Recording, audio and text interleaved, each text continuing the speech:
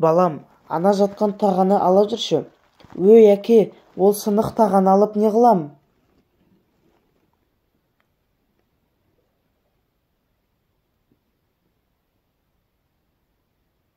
Сомен әкесі мен баласы базарға барды да, сатушыдан сол сынық тағаны құрмаларға айырбастап алды.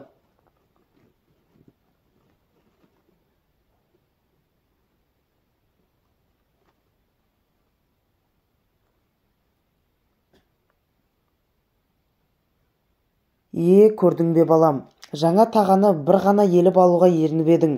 Енді сол тағыға алған құрманы алам деп орнына 10 еңкейдің. Есіңде болсын, аз жұмысты қиын қылсаң, көп іске тап боласың.